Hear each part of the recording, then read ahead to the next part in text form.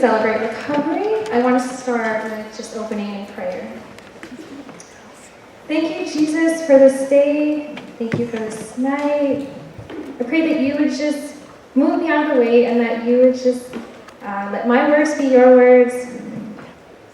Calm my nerves so that I can just speak what you want me to speak. In Jesus' name, amen. Hi, my name is Charlotte Cooper, and I am a grateful believer who struggles with anxiety, depression, PTSD, and codependency. Hi, Charlotte.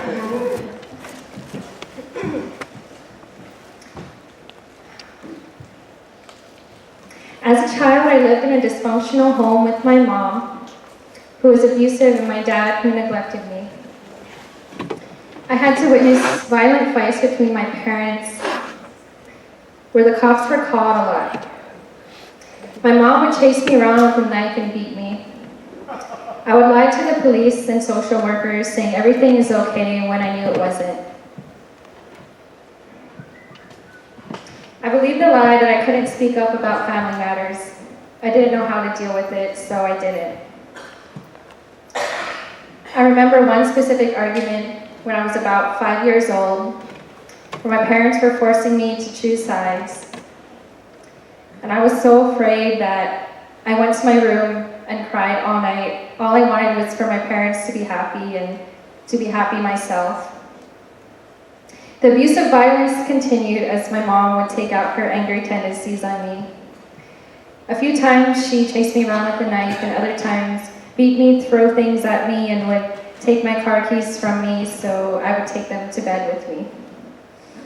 I remember being scared to sleep in my room most nights because she would often wake me up in the middle of the night. One time she even punched me in my sleep.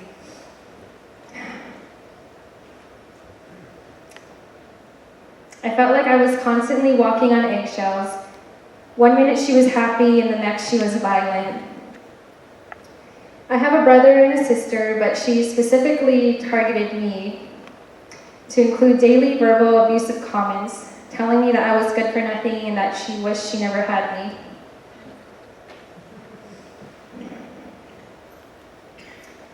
Middle school and high school was especially hard for me because I was bullied at home and also at school.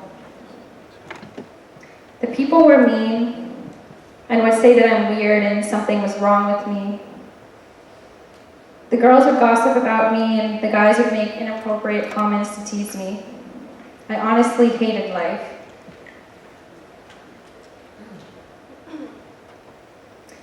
I was angry with God that He allowed me to experience this bullying and abuse. I thought that if God were truly good and all-powerful, then why wouldn't He make this all stop? Job 30:20 in the Message version says, I shout for help, God, and get nothing, no answer. I stand to face you in protest, and you give me a blank stare. I was crying out to God, but I felt like my cries were falling on deaf ears. I would lie in my bed and close my eyes, praying for God to take me away from this world. When I would wake up, I would be so sad because I couldn't handle living anymore. I wanted to find a way to end my life and all the pain that came with it. This is when I began cutting. I just didn't want to feel the pain. I also started starving myself either by throwing up my food or not eating that much. My mom would say I'm fat, and I desperately craved her affirmation. No matter how good my grades were or how many recitals I had, she still didn't care to invest in my life. I did everything I could to try to earn my mom's love, and it has always, and is even today, not enough.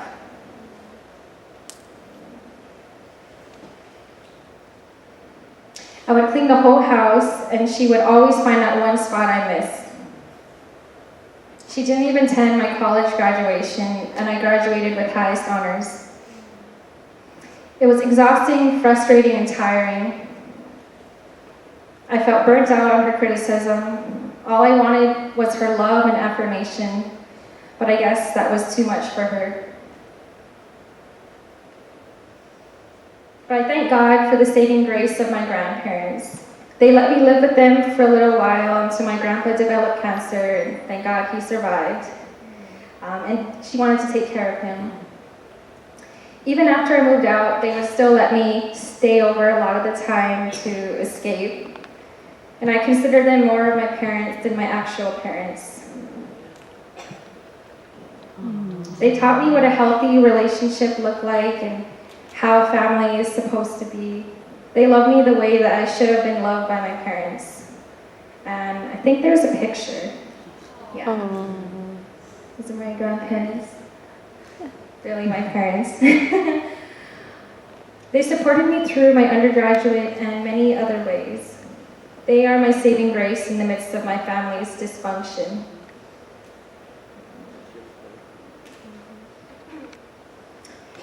I was serving in ministry, but I felt like such a hypocrite. I would encourage all these kids when I struggled to even be real with myself. I wanted to stop it, but I didn't know how. I still kept on with this, and then I moved up to Oregon to New Hope Christian College for a year. When I was in college, ministry became an escape from reality. I thought that since I couldn't help myself, then maybe I could distract myself from the pain.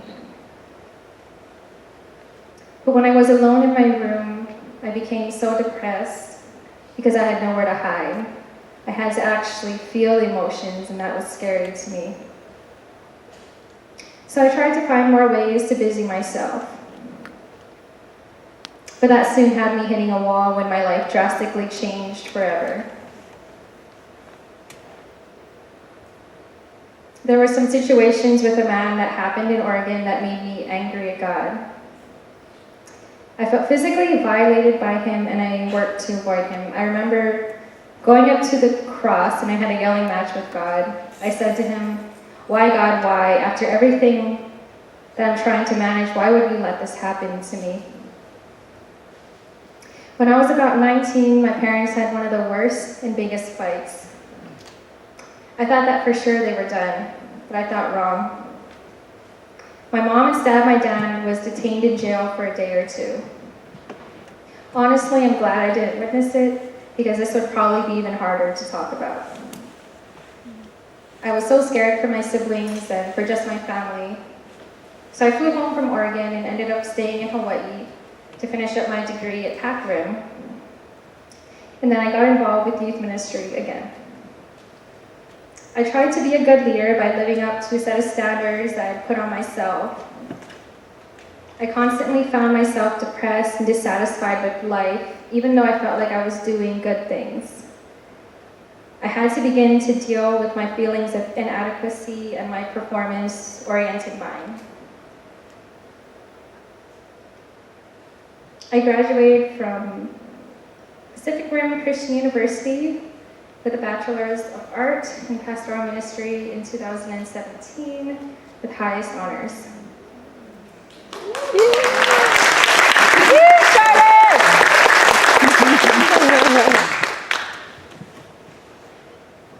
Step 1 says, we admitted we were powerless over our addictions and compulsive behaviors, that our lives had become unmanageable. I was finally forced to admit that I couldn't break free on my own. This is when I decided to attend a Pure Desires class, where God began to heal me of my false ideas of love and validation. I learned where my hunger for love from a man came from, and how to begin to have healthy relationships with men. I was still in a time of healing when I got into a relationship with a man that was horrible in every way. I was constantly treated like a convenience and a burden.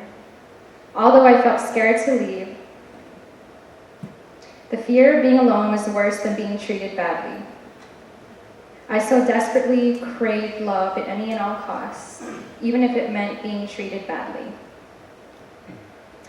I then got into another relationship with a man who always had a million excuses for not hanging out with me. It was always like something else was more important. And that toppled over as well. Through these experiences, I felt like I was not good enough for a man to love me I always knew I wanted better, but I decided that any attention was good enough for me at this point. I would cry out to God with tears streaming down my face, mascara and eyeliner running down my face. Help me stop this. I can't keep doing this to myself.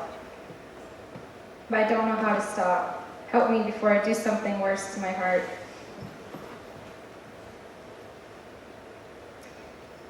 It took me a while to deal with that and step out of denial. But going to Pure Desires and talking to my counselor were huge factors in helping me process the pain. Jeremiah 6:14 in the Living Bible says, "You can't heal a wound by saying it's not there." I had to admit that I was powerless over my behaviors and needed Jesus to heal me. I had to face the truth that I had run my life out of control, and I needed Jesus to help restore my life to sanity. Step 2 became to believe that a power greater than ourselves could restore us to sanity. I knew that my unhealthy views of relationships weren't going to go away on its own. Ignoring the cravings for love and validation wasn't going to make it go away. I knew that I had to allow myself to admit that I had a problem in order to move forward. I could not keep living this way. I also began to recognize my struggles with anxiety and depression. I knew that praying it away wasn't going to work. I needed something real. Time doesn't heal wounds. Dealing with them honestly with God does. Luke 8:17 in the NIV version says, "For there is nothing hidden that will not be disclosed, and nothing concealed that will not be known or brought out into the open." It was actually through meeting a friend that I found out about Celebrate Recovery. I knew that I desperately wanted freedom, and it seemed like a good gamble. I came into this ministry wanting all of my anxious, love addiction, and bad habits to go away for good. But I'm learning that recovery is a process that never ends. But as long as I stick near to Jesus and good people, I'll make it out okay. When I struggle and fall, I'm reminded that it's His strength and not mine that I need to rely on daily. 2 Corinthians 12:9 in the Passion Translation says, "My grace is always more than enough for you, and my power finds its full expression through your weakness." In the midst of everything that was going on, I was diagnosed with post-traumatic stress disorder. It was hard to accept, but eventually I did. I was put on anti-anxiety medicine to help me live normally. And then as I found more freedom, I was able to wean off of the medications. In conjunction with that, my counselor walked me through prolonged exposure therapy to help me deal with the PTSD. It was hard to have to go to places of trauma and relive those moments and emotions. But those times brought healing to me, reminding me that those events were in the past. Then some amazing things happened. The same day I found out about an open room in a house that was a steal. I also got hired on full-time at Dunkin' Donuts. This allowed me to move from my parents' house to this new place. This was such a pivotal point in my healing. Without this, I don't believe that I would be where I am in my healing today. I still get emotional when I think of how God connected the dots so quickly. I was ecstatic and blown away at God's faithfulness. I was able to invest more time into Celebrate Recovery because I was out of that abusive living situation. I committed right away to a step study, and it was one of the best decisions that I've ever made. I went into the step study wanting freedom and determined to do whatever it took to find it. I was able to begin to face my past and forgive myself, as well as those who I felt had done unforgivable acts to me. My sponsor helped me much more with this through writing out my inventory and helping me think differently. I was able to begin to deal with the roots of anxiety and start to understand why I reacted certain ways. I have been in a lot of groups and classes and counseling, but something about Celebrate Recovery brought the freedom that I had been praying for and searching for my whole life. I believe that it is because I wanted freedom so badly, and I decided to actually work the program. Through Celebrate Recovery, I built new relationships with my sponsor and my sisters in Christ. It was one of those life-altering experiences of my life. And I want to shout out Judy and Melissa for giving me space to be real without judging me and trying to fix me. And I want to shout out Diana, up there, for being one of the go-to girls whenever I needed girl time and fencing time.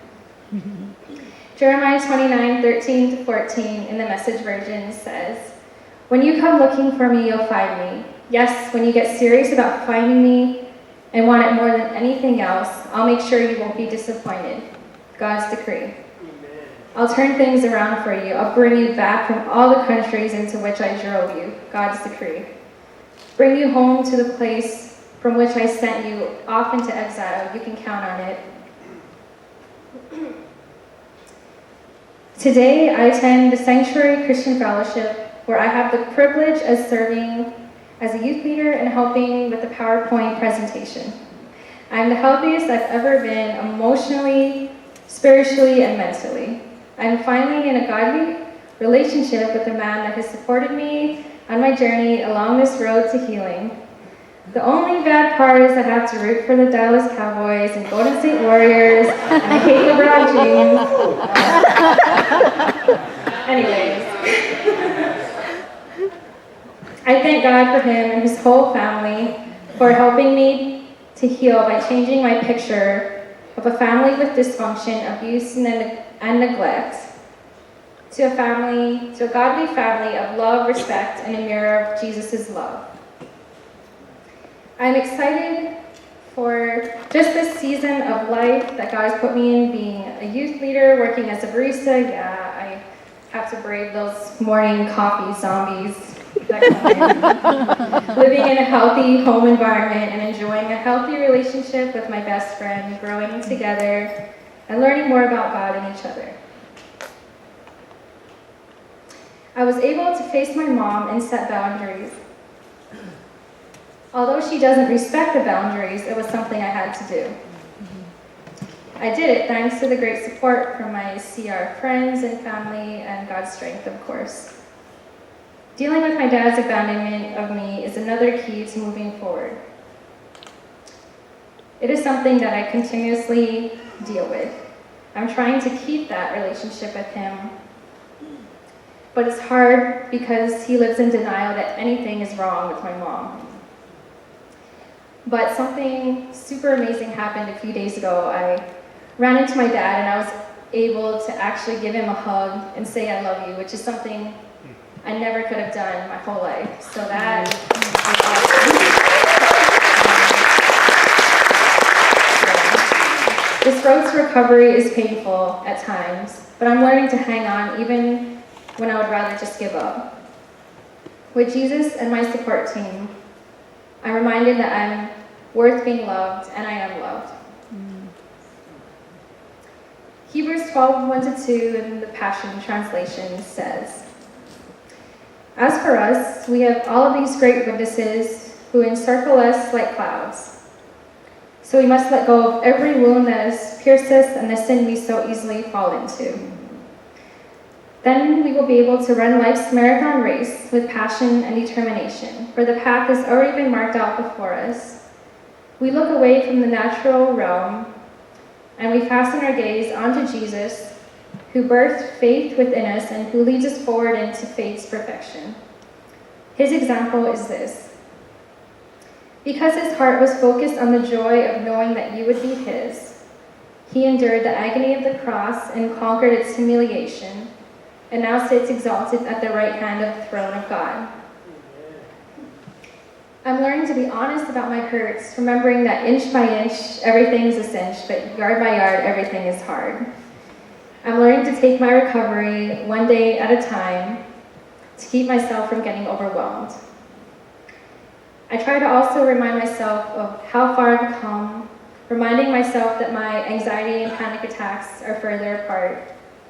Often I just wish the anxiety or thoughts would just go away, but I'm learning to trust that He is at work even in the most painful of times. Step 11 says, we sought through prayer and meditation to improve our conscious contact with God, praying only for knowledge of His will for us, the power to carry that out. Daily, I'm working to have His word become intertwined with my mind through daily quiet time and prayer time. As I learn to forgive myself, remembering none of my childhood trauma is my fault, as I accept the reality of what is. It's definitely not easy, and there are days when it feels like it's too much to handle, and I can't handle the thoughts waging war in my head.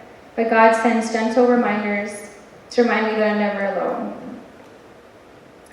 Psalm 23:4 in the Passion Translation says, Lord, even when your path takes me through the valley of deepest darkness, fear will never conquer me, for you already have.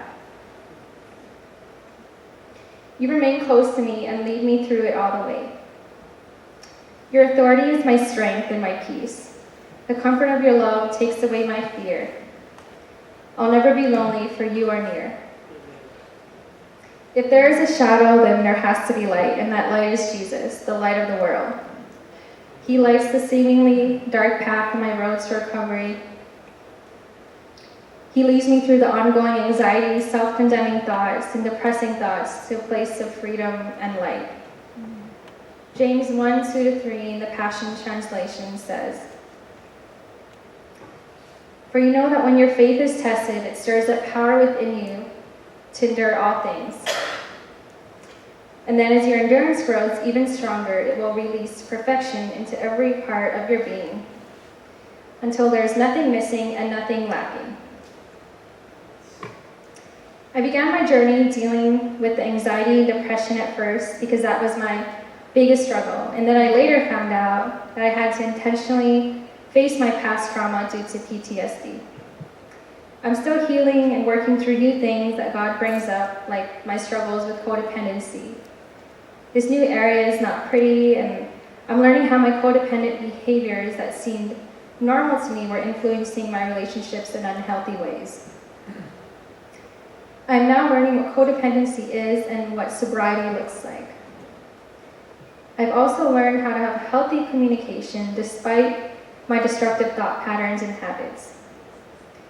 I'm not allowing my past to cripple me, but I'm pressing through the hard times, the painful nights, moments of sheer panic, because I know He's got me. The Lord has been teaching me resilience, and I'm learning to persevere even when the going gets tough and it feels easier to give up. I hold fast to Psalm 139, 23-24. God, I invite your searching gaze into my heart. Examine me through and through. Find out everything that may be hidden within me. Put me to the test and sift through all my anxious cares. See if there is any path of pain I'm walking on, and lead me back to your glorious everlasting ways, the path that brings me back to you.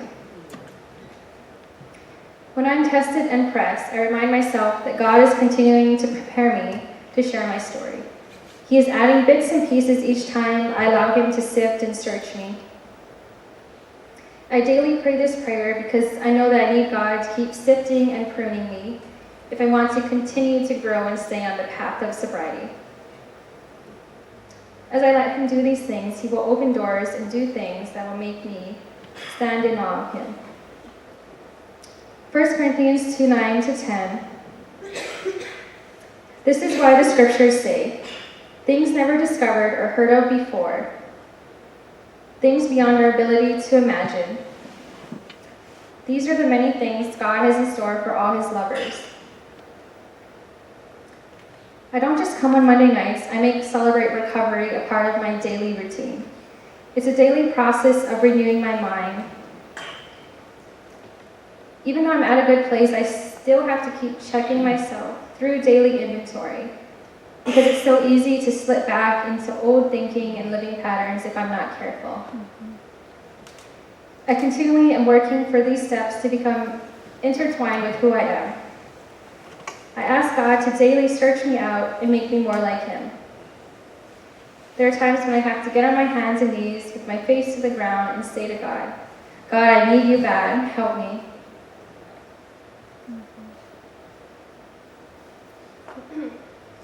In May of last year, I was a newcomer to Celebrate Recovery. I felt that the pastor was speaking to my needs and I knew I needed to be here. I was so scared of embarking on this journey. And I was so scared that I even wanted to just run away, but I'm glad that I stayed. The best advice that I can give to newcomers is to just keep coming back. I know it's uncomfortable, but you'll find some of the best support here. No one will judge you or try to fix you. They're just going to love you through the process and guide you as you allow them to.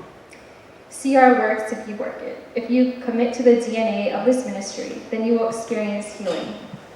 It may not happen on your timetable, but God will give peace to sustain you as He daily sustains me. Start with your biggest rock or your struggle, and the other ones will slowly come up. You have to really want healing with every fiber of your being. I really wanted to be healed and did what I could to find it, and God definitely showed up in ways that I still marvel at. Remember this.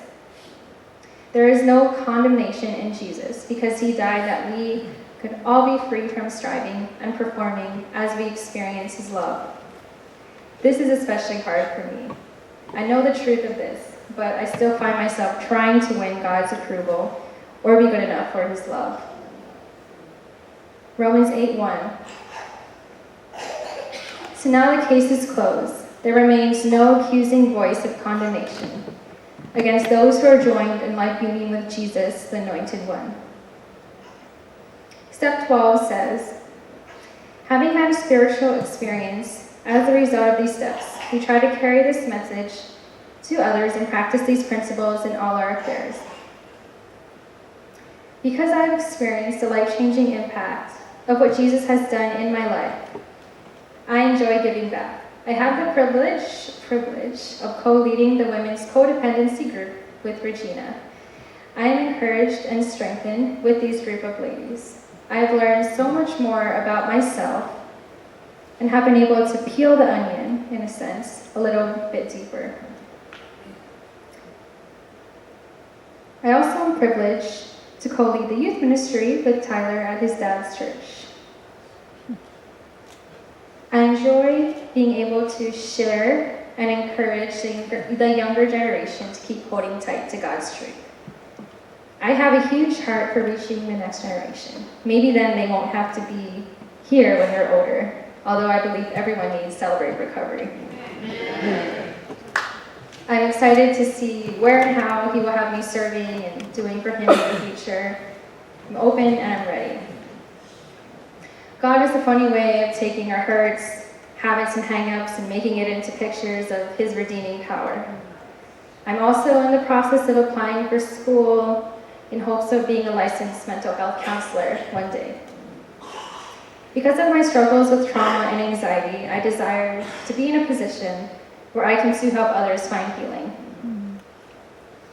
My past may be tragic and painful, but I'm not going to let it stop me from pursuing all that God has for me. I want to leave you with this quote in the scripture. When the past calls, let it go to voicemail. Believe me, it has nothing new to say.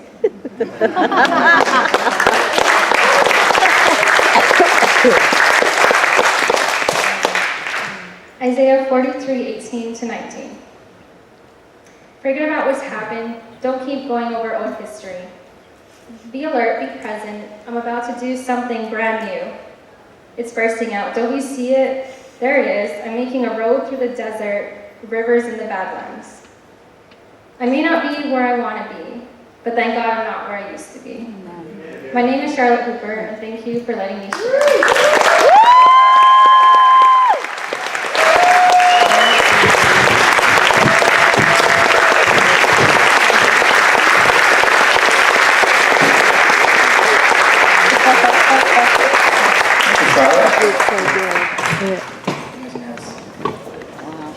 any of her The voice as she thread in gets Charlotte's life is Jesus. And change, we look at change, oftentimes as a feeling, but it isn't a feeling, it's true transformation. And that's what Christ has done for her life. You know, it's true love, man. Tyler, if she's rooting for the Cowboys, man. But before I let you guys go, I want to give you this opportunity.